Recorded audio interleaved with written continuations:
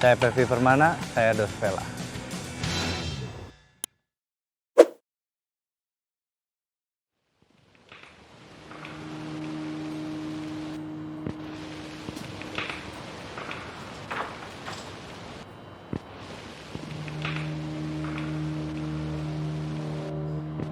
Kejuaraan tertinggi itu ada beberapa.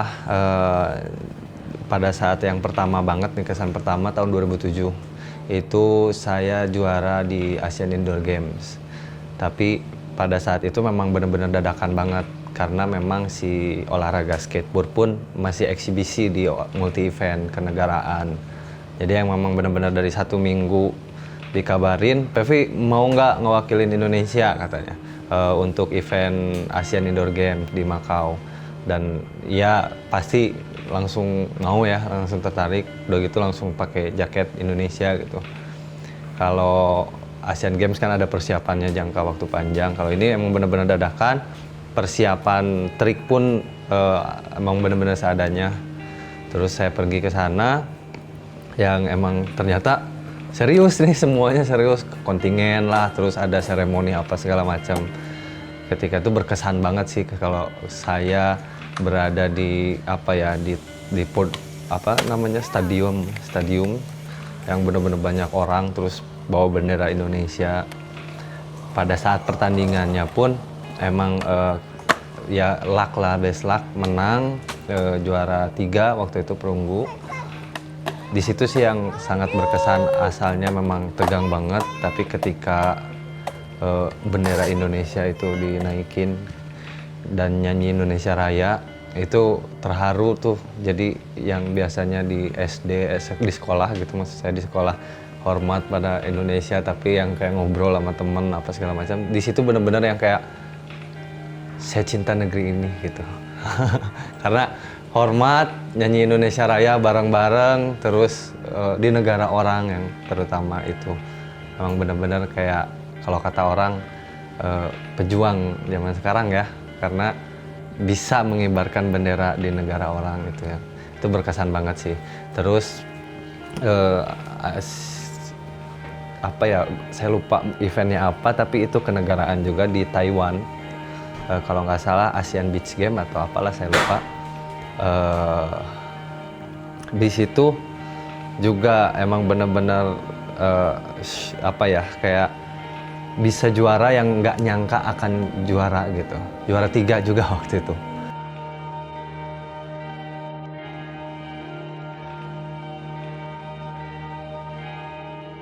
Tapi yang paling berat dan sangat berkesan sampai bukan hanya saya mungkin yang bangga ya, keluarga, saudara-saudara, teman-teman, itu Asian Games. Karena Asian Games menurut saya beban yang paling berat ketika saya bertanding selama 22 tahun main skateboard.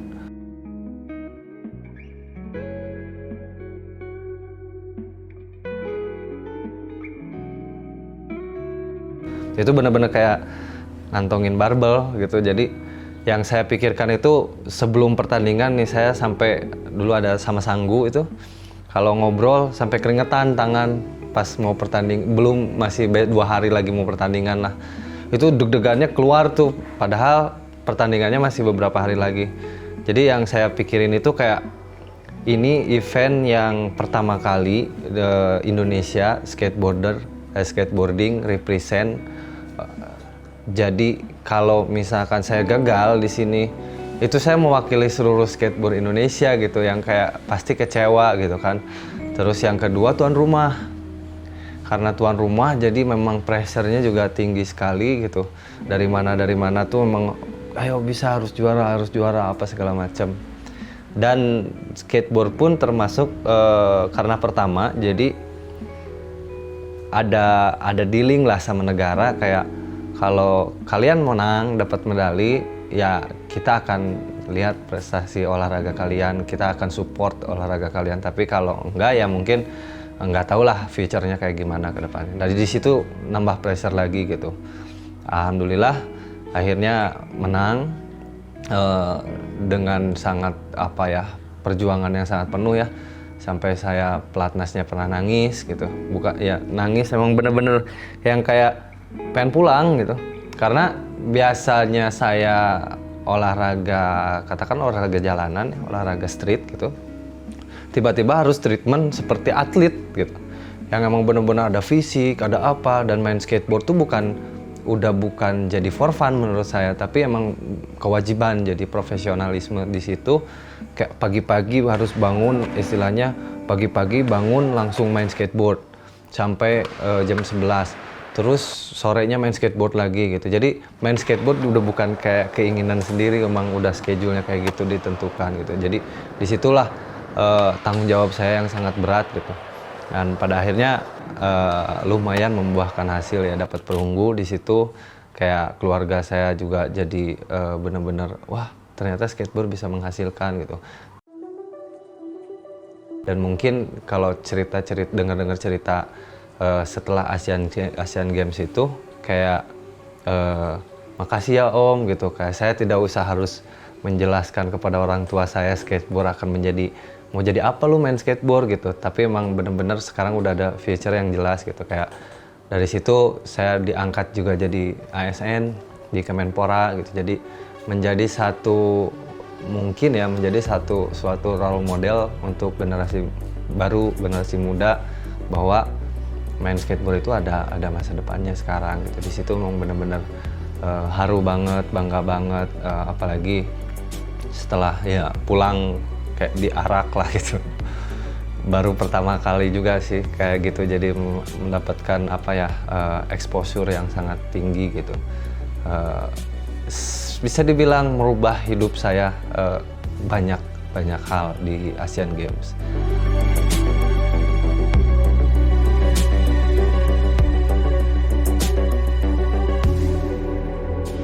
Pengalaman yang paling membahagiakan secara pribadi, secara personal itu mungkin lebih ke keluarga ya. Keluarga, terus punya anak cepat gitu, apalagi sekarang udah mau 3 nih anak gitu. Tapi yang paling bener-bener yang beda lah dari orang lain, mungkin kalau punya anak semua bahagia ya, tapi ketika berharap anaknya bisa menjadi penerus, dan saya juga tidak memaksakan anak saya harus menjadi skateboarder. Pernah waktu kecil umur 5 tahun dia main, tapi main-main dan ada celetukan dari dia tuh ketika umur 6 tahun, dari teman saya nanya, kenapa Alfat nggak main skateboard gitu? Ah enggak, itu mah mainan ayah katanya. Nah di situ mulai hopeless lah. Oh ya udah, tidak usah terlalu berharap banyak gitu. Tapi suatu ketika dia lihat anak-anak main skateboard, dan pada akhirnya ayah, kakak pengen main skateboard lagi, dan main sampai sekarang tuh udah ke tahap serius dia main. Jadi kayak what the next goalsnya ya, pengen menjadikan anak jadi penerus di skateboard itu sih. Berharap di suatu ketika anak saya remaja itu industri skateboard di Indonesia pun sudah membaik gitu, sudah mulai membaik. Kalau secara profesional yang membahagiakan luar biasa, kalau itu mau banyak banget sih, karena hampir separuh hidup saya di profesional skateboard gitu. Maksudnya trip, bisa tahu dunia itu dari skateboard, bener-bener kayak bisa dari mulai ke Bogor lah, katakanlah bahagianya saya bisa keluar kota dari Bandung sampai saya nangis di Amerika gitu.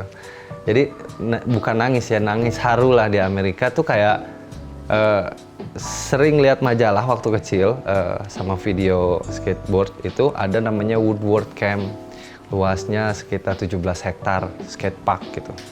Nah suka kayak bercanda sama temen, kita nanti kesini kita main alat apa segala macam.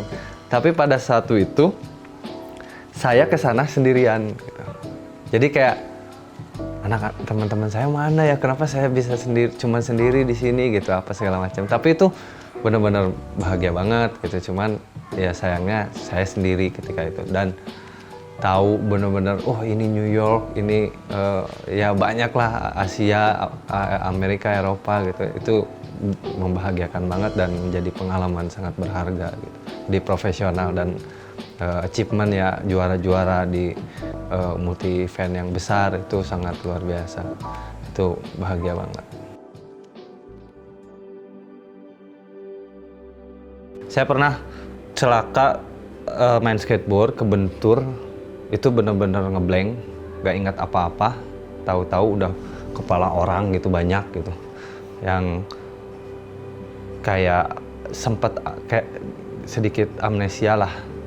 Itu saya kayak ini balik lagi nggak ya, balik lagi, dan alhamdulillah itu masih ini. Terus patah tangan, belum jadi profesional skateboarder udah patah tangan gitu, dan di situ kayak udah nggak diizinin sama orang tua apa segala macam. Terus hopelessnya lagi sih ketika patah di kaki, jadi di ankle, bener-bener keluar ankle-nya. Terus kayak ini main skateboard dilanjutin lagi nggak ya gitu, karena udah banyak banget nih yang cedera gitu kan. Tapi itu juga tetap tekapok-kapok lah kalau kata orang Sunda. Terus yang patah retak sih di tulang pipi, tulang mata ya, tulang mata, rangka mata retak, itu juga cukup serius gitu, karena kayak recovery-nya aja saya nggak boleh ketawa sebulan gitu kan. Emang, tapi itu resiko lah, semua itu resiko, dan saya dari awal main skateboard itu udah tahu itu resikonya apa dan sudah siap menghadapi itu. Cuman jangan lagi-lagi gitu. Nah, pada akhirnya saya introspeksi diri, kayak bagaimana sih caranya biar nggak cedera ya, yaitu saya harus tahu bagaimana cara jatuh, bagaimana cara ya akhirnya dengan berjalannya waktu saya bisa menguasai jatuhnya gimana, refleks jatuh gimana.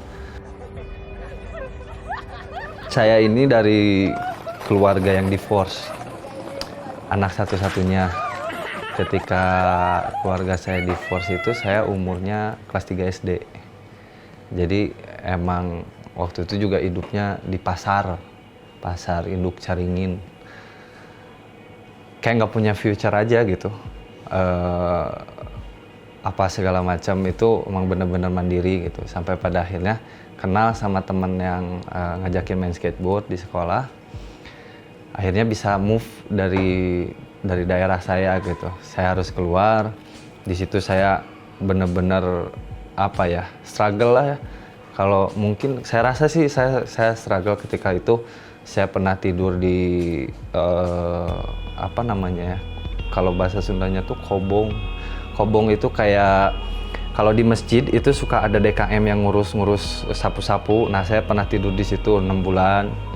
Terus emang nggak punya uang gitu kan, segala macam. Itu emang bener-bener kebantu banget sama teman-teman komunitas. Sampai pada akhirnya, ini buruk nggak ya? Pengalaman terburuk sih. Kayak celana dalam aja saya bisa minjem gitu kan. Terus nggak punya papan skateboard tuh udah bener-bener rusak. Pernah ini kayak nggak boleh, Pevi nggak boleh ditemenin lagi sama teman-teman komunitas karena mengganggu sih sebenarnya saya ya. Selalu minjem papan ketika orang lagi main, dan di situ akhirnya ditegur sama teman-teman komunitas, nggak ditemenin lagi. Di situ saya sedih, tapi saya berusaha jadinya gimana caranya bisa punya papan skateboard lagi. Jadi banyak yang sekarang lihat, wah Pevi enak nih gitu, sepatu ganti-ganti, papan ganti-ganti. Dulu saya sepatunya sampai ditambal sama ban dalam sepeda, bener-bener dilem gitu biar udah bolong terus ditambal lagi gitu, dan papan juga udah bukan bulat tapi kotak gitu. Dari situ mulai kayak punya sponsor, dapat gaji 750.000, itu cukup dengan bayar kosan, makan 1 bulan. Tapi suatu ketika makin berkembang prestasinya, makin naik, sponsor juga naik. Hampir total gaji saya dulu waktu masih remaja itu 27 jutaan sebulan. Bisa sampai, ya itu gaji tok. Dan kalau pertandingan dulu hampir 1 bulan itu ada 3 kali. Itu kayak pertandingan sekali menang 5 juta. Bahkan kalau pertandingan menang 5 juta, sponsor kasih bonus 5 juta, jadi 10 juta. terus dapat majalah. Kalau dulu di majalah dapat bonus segala macam. Pokoknya kurang lebih sekitar 30 jutaan lah ya, 35 jutaan satu bulan. Tapi nggak cukup. Kadang-kadang minggu terakhir, di bulan terakhir gitu, itu pinjam duit sama teman. Kenapa nggak cukup? Karena lifestyle nih naik nih gitu kan, sampai ya pokoknya penyesalan sih, ya menyesal, sangat menyesal, tapi tidak bisa kembali lagi kan. Jadi akhirnya saya jadikan itu pelajaran dan bisa keluar dari situ ternyata mudah gitu. Dalam waktu 6 bulan saya udah bisa melunasi utang saya semua.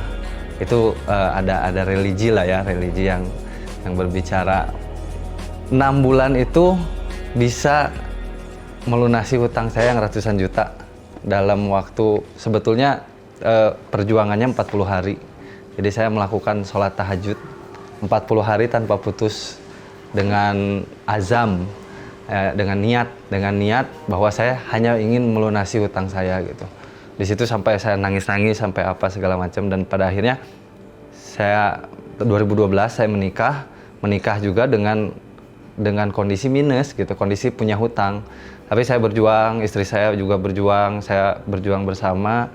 Pada akhirnya ya itu menemukan key-nya, 6 bulan beres, hutang lunas, dan banyak keajaiban di situ. Kayak saya nge-push banget nih pengen umroh, tapi sedangkan saya masih punya hutang, saya tahajudin lagi, saya sholat duha di situ.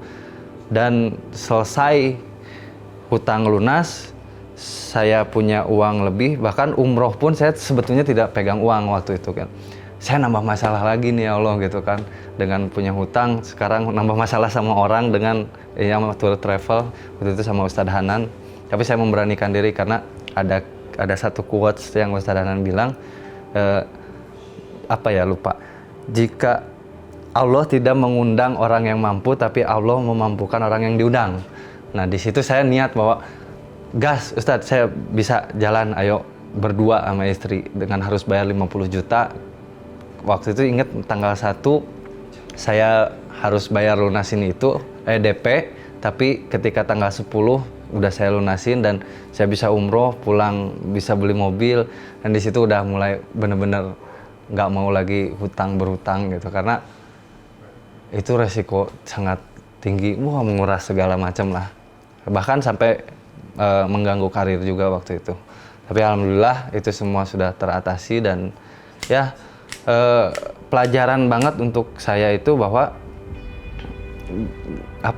jangan sampai meremehkan banget kehidupan, apalagi masalah lifestyle ya, karena balik lagi kita jangan sampai memaksakan diri untuk segala hal gitu.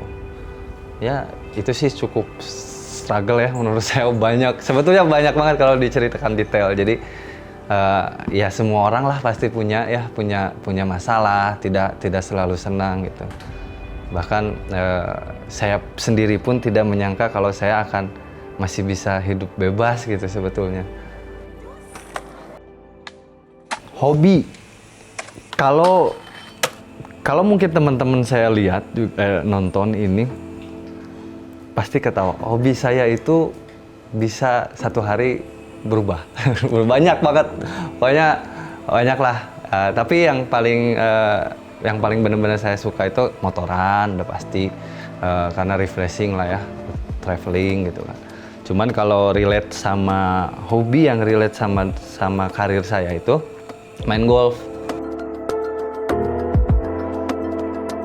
Nah itu pun main golf juga saya baru setahun setengahan lah. Tapi emang bener-bener kayak fokus banget di situ, udah hampir gue pengen jadi atlet nih gitu. Karena apa ya? Karena filosofinya banyak di situ, yang relate sama skateboard juga banyak. Golf itu menurut saya olahraga yang paling perfeksionis. Sama sebetulnya skateboard juga perfeksionis. Cuman kalau golf tidak bisa pakai emosi gitu. Kalau skate masih bisa pakai emosi dan dikolaborasi sama adrenalin masih jadi triknya, masih bisa landing. Kalau golf memang benar-benar perlu ketenangan, perlu kesabaran. Nah saya ambil hikmahnya di situ bahwa kadang-kadang saya terbawa emosi sama skateboard, itu sering banget tuh emosional karena triknya nggak landing apa segala macam. Nah ini bisa meminimalisir dengan rutinitasnya golf gitu. Karena bener-bener kalau kayak apa ya, kata sederhananya, ada step dari 1 sampai 15. Kita kehilangan step yang 8 sama 7-nya, itu bola tidak akan sesuai dengan keinginan kita. Jadi bener-bener sebelum mukul tuh harus tenang, harus sabar, bener-bener dihitung apa yang belum kelewat gitu kan. Badannya beda dikit atau kita emosi sedikit ataupun kita nggak sabar nih, kadang-kadang lagi mukul pengen lihat hasilnya, itu malah jadi berantakan. Nah itu yang saya ketagihannya di golf, itu benar-benar harus treatment yang tenang gitu. Memang kenapa golf olahraga yang manner, karena memang diperlukan, itu sangat diperlukan. Tapi kalau orang berpikir olahraga golf itu mahal, mahal sih ya, tapi bisa kok terjangkau. Ternyata golf itu sama kayak sepeda gitu. Kalian punya budget berapa, ya disesuaikan gitu. Jadi mau beli stick misalkan, mau beli sticknya ya sesuai dengan budget. Itu sih yang saya seneng, terus penasaran terus gitu dengan golf itu. Ditambah teman-temannya masih vibes-nya masih skateboard juga, jadi seru banget. Terus yang sering dilakukan lagi juga surfing. Karena ternyata surfing itu tidak semudah yang kita lihat juga. Stepnya banyak. Kata orang main skateboard udah pasti bisa main surfing, ternyata enggak gitu. Beda banget dari segi basicnya, beda. Cuman ada teman saya yang udah lumayan mahir main surfingnya. Dia bilang skillnya skateboard di tengah-tengah kepake, tapi kalau di basic sama sekali emang beda gitu. Kayak lockdown nih kemarin, saya 3 bulan di laut tuh bener-bener tiap hari main surfing, ketagihan, udah kegulung ombak, udah habis baju 3 kegulung ombak di surfing, udah di karang-karang lah gitu. Tapi seru, so far surfing itu bener-bener fun lah.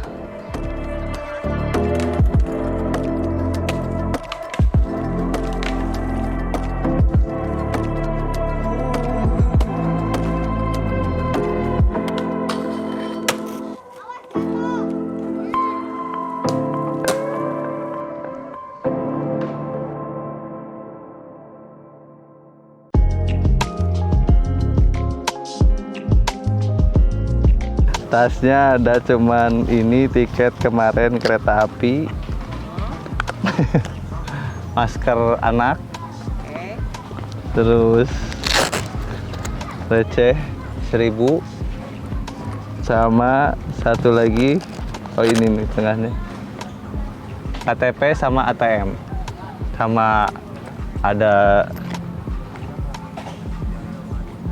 brule, dos brule. Ini biasanya sih aku ngantongin ini, cuman kalau lagi main skateboard biasanya dibawa di kantong celana. Tiket, gak ada. Handphone biasanya ada, earphone udah. Jadi jarang bawa dompet kemana-mana, selalu cuman bawa ini aja nih, penyelamat. KTP buat jaga-jaga. Dos selalu ada, ini kalau nggak ada ini panik. Handphone udah, ini bekas kemarin.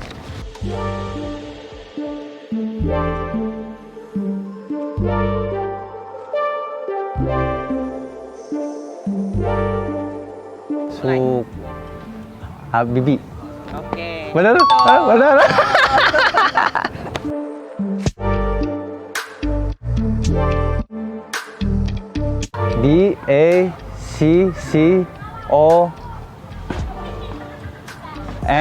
DACCONNILA. Udah, skip. Skip, salah.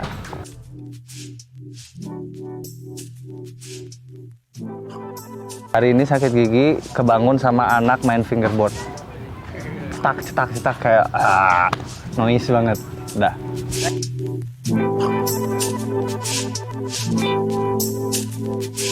Satu, dua, tiga.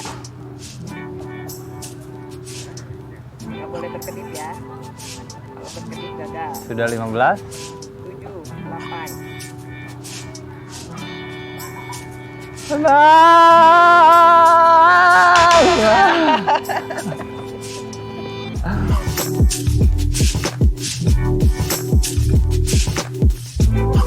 Pokoknya segala sesuatu dalam hidup mau baik atau buruk pun tetap menjadi pelajaran ya. Buruknya menjadi pelajaran dan jangan sampai terulang lagi gitu.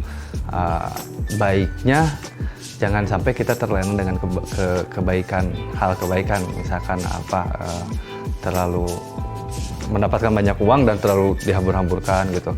Pokoknya segala macam sesuatu harus kita jadikan evaluasi, jadikan perbaikan. Intinya kalau saya masa depan tidak pernah ada, lakukan yang terbaik dari sekarang sebelum kita mati.